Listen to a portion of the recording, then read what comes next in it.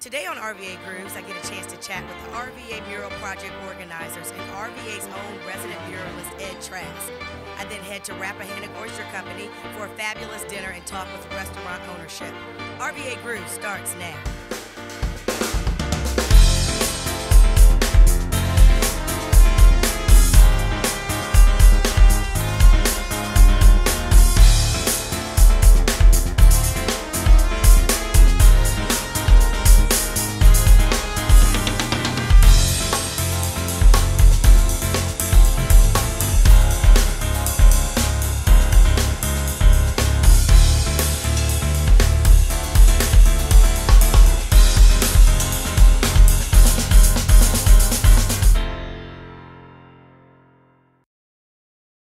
Ed's second year that Art Wino is bringing this back to the city of Richmond. I mean, talk about how exciting this is for our city. It's an amazing thing, and it's inspiring for the city because there's so many artists here that need to have that little push. And when you bring in some of these big leaguers in to show them what street art can do, it just gives you that push. And there's a lot of local talent that is seeing this and are really starting to push their game themselves. Yeah, and you're one of the local talents because, you know, we covered you over at the Canal Walk and you've done your thing over there. What you got going on next? We have another festival coming September 11th through the 15th over at an old bus trolley depot. And we're going to bring in a lot of out-of-town artists and local artists and sculptors, and we're going to have a huge festival also. And along the lines with the Richmond Mural Project, it really is to try to inspire change, to have people kind of reinvent themselves in this city and see that this city has some new creative talent coming up. Well, Ed, I'm excited about it. I've driven all around and seen a lot of the great work that's popping up for this year, and you're going to go around and talk to some of the artists as our resident expert, so I'm going to let you get to interviewing, but thank you for taking the time to talk to me. Thank you, right on. No problem. Now I'm standing with the key visionary behind this Richmond Mural Project, Shane from Art Wino. Shane, first off, thank you for taking the time to talk to us. Now, how did you choose the locations? You said, I mean, Richmond's known for their architects, so I'm sure you had a little bit of push from some of the buildings, but for the most part, we're an arts town. So how did you choose the buildings? For me, like this mural is actually a perfect example. It's a big blank wall that, you know, faces 7-Eleven, and so this is an actual perfect example of a perfect wall for me where we can add a piece of art to it and it totally changes the dynamics when people walk into the parking lot. So that's just kind of walking around looking at different blank canvases essentially. Yeah. Now, and how did you choose the artists? Anybody local, where they're coming from, you know? Sure. How did the artists get involved? Sure. That's actually a great question because a lot of people ask, you know, how do I go about curating the artists? And for me, the curation part is the most important part because essentially that's the kind of artwork that you're bringing into the city. For this particular edition of Richmond Mural Project, we got a whole range of artists. Edom Crew is an amazing surrealist team. They do these just amazing pieces of art that are just kind of this whole like imaginative scenery. And then you have other people like Stormy Mills who looks at the human character. And so he does a lot of the stuff where you look at the bad things that happen to us and then, you know, always with silver lining, and so that's why it's kind of a positive piece looking at the human condition. So, and those are kind of sprinkled throughout the city. Yeah. Then you got angry pandas. You know, you can't go wrong with angry pandas. Yeah. It just makes you smile. Yeah. And then you have pieces like Andrew Hem, who's down over in Chocolate Slip or Chocolate Bottom, where he looks at his own experience in Richmond because he's a Cambodian refugee. Came here when he was 3 months old. Lived in Richmond since he was 3 months to 5 years. So that piece is called Homecoming. And it's a picture of his mom, and he's on his mom's back, and it's got a picture of Chocolate Bottom. So it's neat to get a whole range of muralist genres within that envelope of street art or mural. Yeah. Now you do this project, but I'm sure this is not it. What else does Art Wino produce throughout the year? Oh yeah, we do all sorts. We have a gallery at the National Harbor in Maryland. We do different shows there, but we do big shows. For me, it's all about reaching out to people and kind of showing a different side to art. And so this is kind of more fun art where you can experience art, you know, one-on-one with art. And so we do different events. The G40 always happens. This year it's back in DC. Okay. But what was really neat about the Richmond Mural Project was that when it started to develop, and when I was talking to the business owners and the different landlords, they all kind of tell me the same story, which is Richmond's awesome, the scene's awesome, everything's awesome, and the only thing that they really wanted was more feet on the street, more foot traffic. because the more foot traffic is, the more business, and then more business kind of fill in the different empty storefronts. And so for me, that's when I saw that the Richmond Mural Project could be its own thing outside of the G40. The G40 is always an artist. I mean, this year it's about transformation, whole different theme. But the Richmond Mural Project, I felt that had an opportunity to be something bigger and better. And for me, it's all about how do you bring tourism into the city of Richmond. And so it happened because you know, I met the wonderful folks over at the mayor's office, Peter Chapman and Nick, and they were like, we love this, we stand behind it, this is great. And so they immediately got in and had to convince them. And so with their support of like Altria and Venture Richmond, they, you know, put some wind underneath my wings, and that's why it's evolved. Shane, talk about your goals, or short-term, long-term for Art Wino. Well, the short-term is we want to make sure we get at least 20 murals every year. And you know, our 5-year goal is to get over 125 murals in 5 years. And so right there alone, if you get 125 murals in one city, you're gonna have to make it a weekend.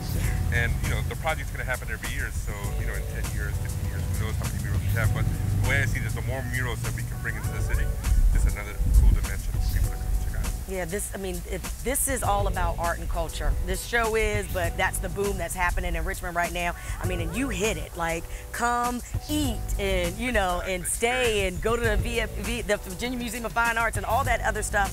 This is so awesome. Now, my biggest question to you is, I've been driving around the city seeing the new ones.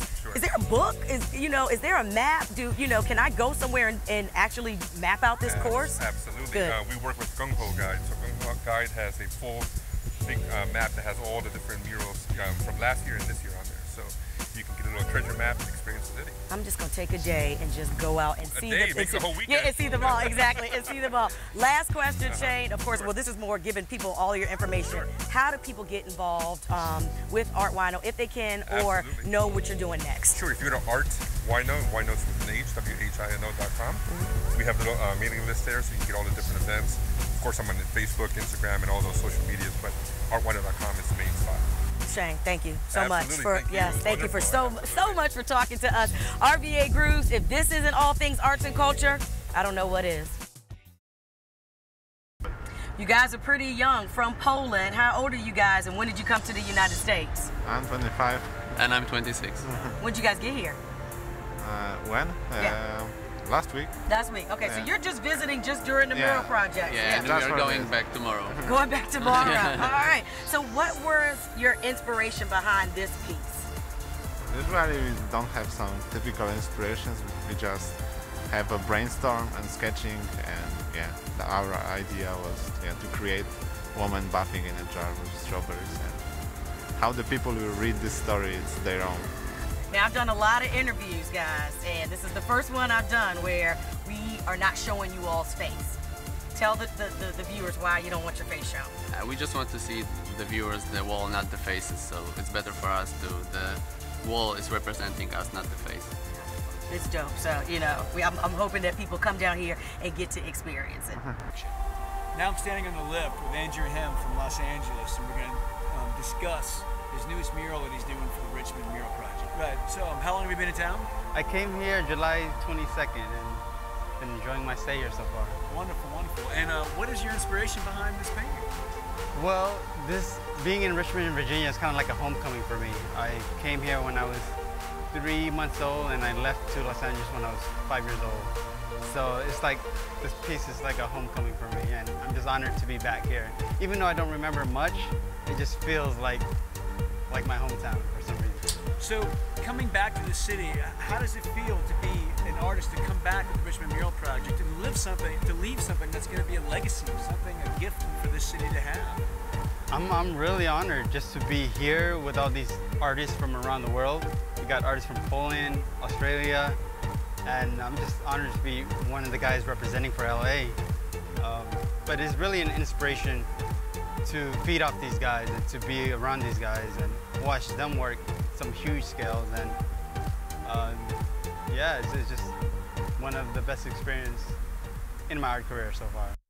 So I'm sitting here with Stormy Mills in front of Balasso, the corner of Lombardi and Grove. We're here to take a look at some of his art and ask a few questions. So I got a quick question. What happened when you came up here and saw the space you were going to paint? What made you think to paint this? A lot of my work is as a result of conversations that I have with people. So I came here, met the people that were working inside, and then I had a question. They had a sign about they do burger research, I think they call it. Right. So I was asking them about that, and they said they do these things with burgers, and I asked them if they did a fish burger. They said no, we haven't done a fish burger. In there's a lot of motifs in my work that the fish is about the fragility of life. And I thought, well, these people must be fish lovers because they're all cooking cows. So.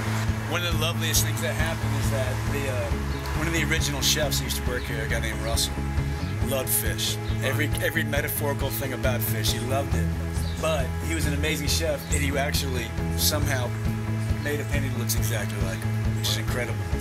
The idea of a lot of what I do is about, I'm trying to paint the superhero in all of this, but they're all kind of like fragile, broken little superheroes. So I need them to be on the periphery. They can't be front and center. They can't be on the edge of your eyes. That's lovely. That has been one of the driving factors, I think, in so many street artists in my art. I think a lot of the artists in Richmond in general, it's that communal aspect that happens. That's what it's all about. Yeah, totally. The people here, they say the people make the city. People here are amazing. They stop, pull up in a car, want to know what's going on, ask questions, or walking by, stop and ask for stuff. All of it's been really positive, and they've all been really nice. Well, that's wonderful, and it's great to hear that too, because 3 months from now, when you're back in Perth or traveling wherever you're painting, the idea of the legacy you've left us is a beautiful thing, because someone's going to be walking down the street 3 months from now, see that, and like we said, they're going to dive into their own personal narrative and find the meaning in their painting, and that's a great thing to leave us in Richmond, so thank you. My pleasure. So we're here with Ed Trask. It's his second time here for the Richmond Mural Project, and we're taking a look at one of his newest pieces, and we're going to talk a little bit about it. How's it feel to be here for the second time? Oh man, it's great. Yeah, it's like awesome to be here again. Richmond's cool. Richmond's great. I have to say, from my studio out the window, I can see one of your pieces. That's right. It's always been inspirational to see, so we really appreciate you coming in here. I guess people are going to want to know, and you probably hate getting this question asked to you, but what is some of the inspiration behind the paintings? Well, in 2003, I was painting live at I used to paint live at these slam poetry events. And I actually used to paint a lot of bears, a lot of big animals, elephants, bears, just huge like round animals, because I was really bad at anatomy. Right. So when you paint fat stuff, there's no rules to it, you know what I mean? So I had designed like this grizzly bear, and my friend had forgotten my paint. We had some random colors with a lot of black and white, and that's why he's snarling. Well, this was not snarling, but most of my work, they're usually snarling with their teeth and like just flailing out and stuff. So I painted a panda bear over the grizzly design. So it's basically a grizzly bear with a panda colorway, because pandas have no facial expressions. They're mad, docile, whatever. Like they look peaceful. You know what I mean? It doesn't matter. So it was kind of like a really cool mistake. After I painted it that one time, I would paint once a month, and people would come up and be like, hey, you painted that crazy angry panda bear. I'm like, yeah. So people remembered me by it, and they would ask me to do commissions, and all of a sudden, like, I did my first solo show in Hawaii. I painted a bunch of pandas, angry pandas, and it kind of like took off like wildfire. I just kept on painting them because they would mess with people's emotions and stuff. I love the fact that they're kind of metaphor for the gentle giant that could still be mean and monstrous, but yet still docile. And the other thing I love is that I can bring my 4-year-old boy in front of it, and he can just stare at it for about 20 minutes and be like, I love it. But then I can go somewhere else in Richmond, and a 50-year-old housewife who talks about how much they love it. You know, not to say that we got housewives, but what I'm saying is that it's got a broad spectrum, and a lot of people are adhering to it, so I can see why you're doing so well. Well, what's next for you now? Next, I have the Singapore Toy Con, because I deal with a lot of I put out resin art sculptures. Nice. But I'm also like involved in like the designer toy world. Gotcha. So I got invited to go and to release some of my stuff out there, paint some walls, and paint a tank. I'm painting like this huge tank. So wow! Nice. Like an army tank. So it's gonna be cool. Amazing. Yeah. Sweet. And so if people want to see more of your work, website? Right now my website's down, but it connects straight to my Tumblr. So you can go to www.rvasnipers.com and it'll go to my Tumblr, which is Fat Sniper. And of course, everyone can follow me on Instagram at Woes, and that's probably where I'm busiest. So we've been interviewing a bunch of different people, seeing that there's some amazing things happening here in Richmond. And please come down, check out this amazing mural, and check out Greg's and check out Stormy's piece. We're on the corner right now of Davis and Carey Street. So thanks for tuning in. I want to remind everybody we have the RVA Street Art Festival September 11th to the 15th. And I want to thank everybody for tuning in to RVA Grooves, all things arts and culture. RVA Grooves, we'll be right back.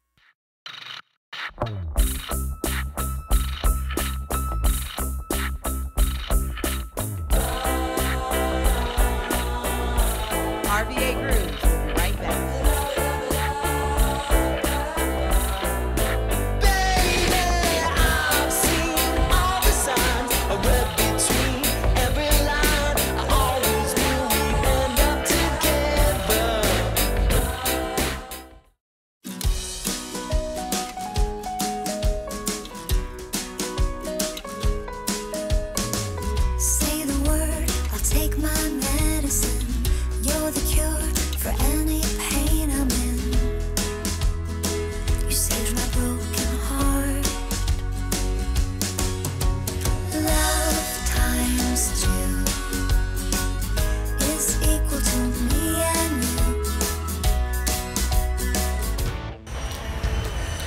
One of the great things about my job is that I get to eat at the best restaurants in Richmond. And today I'm standing on the corner of 4th and Gray Street right in front of Rappahannock Oyster. I'm going to go in and talk to the beverage director. I'm going to go in and talk to the owner.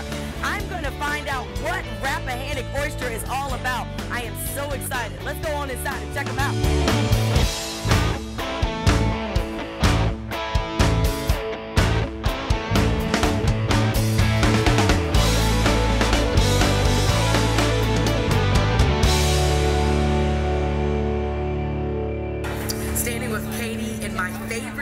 Katie, you are the beverage director. First of all, thank you for taking the time to talk my to pleasure. me. Definitely. Katie, tell me, what's the first drink that you're going to make for me? Well, I like drinking things kind of seasonally, and strawberries have been really fresh lately, so I wanted to do a strawberry fizz variation for you. All right. Walk me through it. Yeah, definitely. So first, I have pre-chilled the glass a little bit, but if you're at home, you can always just, chill a glass with some ice right in here. So I'm going to put that to the side. Okay.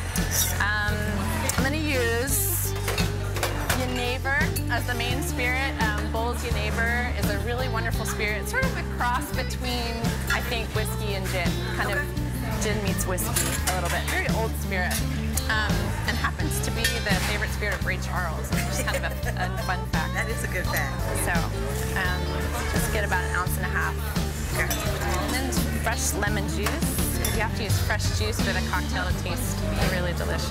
Sure. And strawberry syrup that we made here with local strawberries.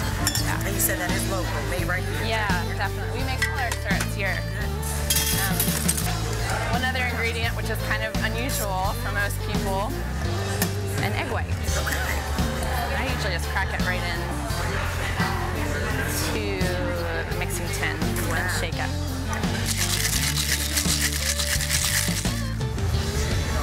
So then I am ready. Yeah. This is my favorite part of the show, when I get to taste the drinks. Yeah. She went a little napkin. It's super fresh, really, really summery, just like easy drinking. Because I said.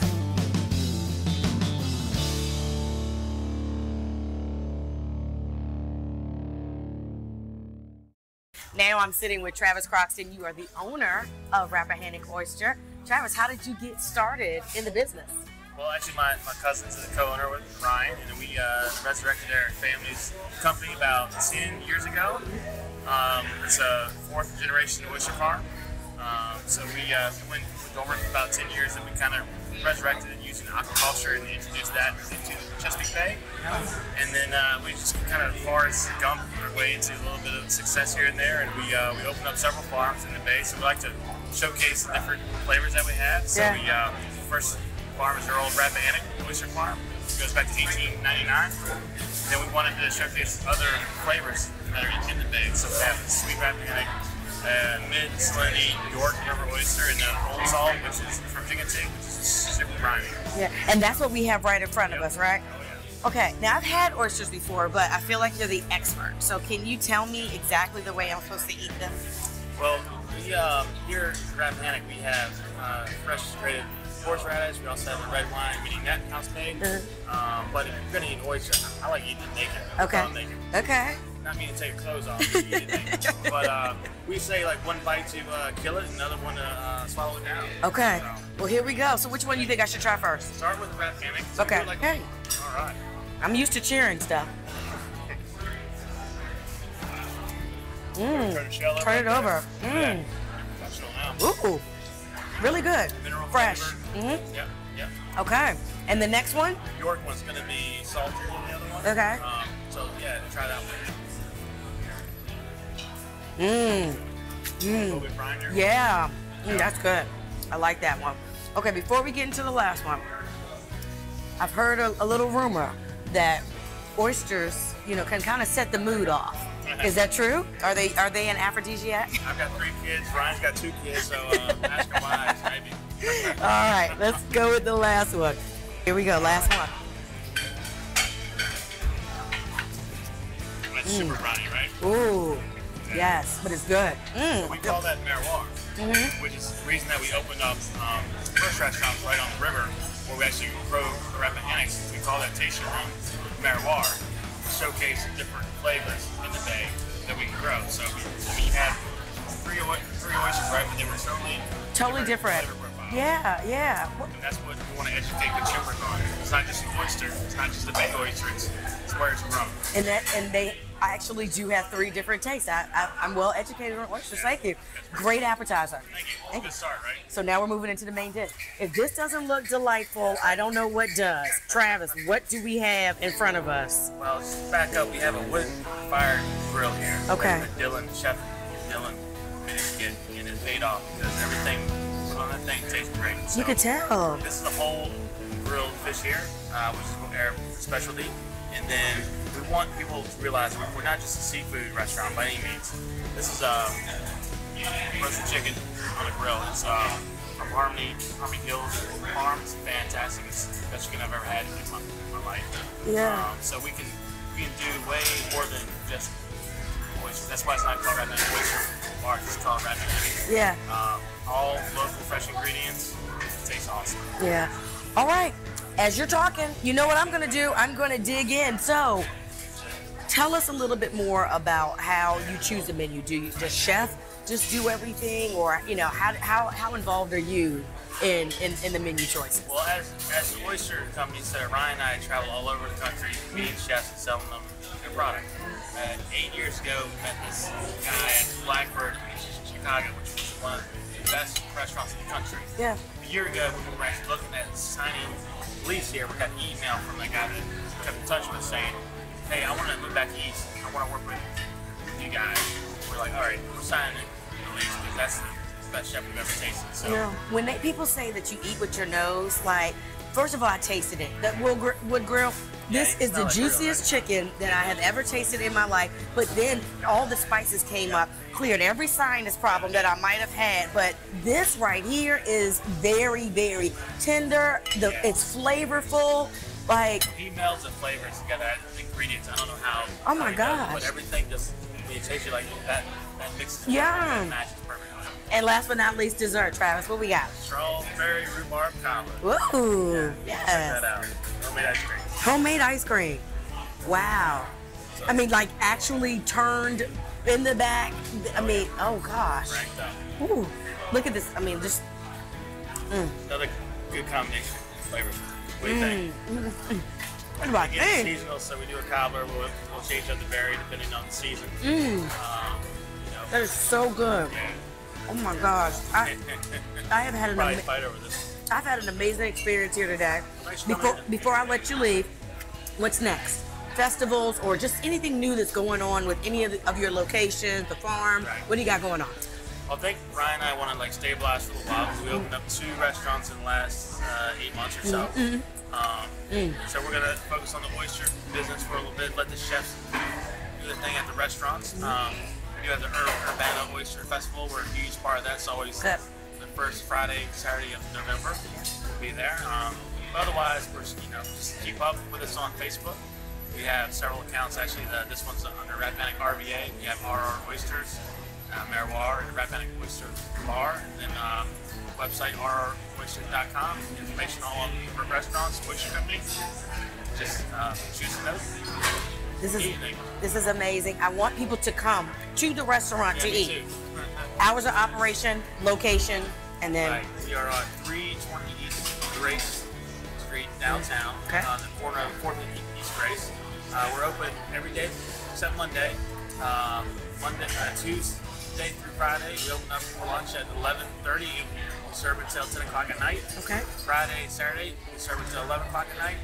And then Saturday and Sunday, we actually open up at 3 o'clock all day. So, all right. Yep, we're almost always open.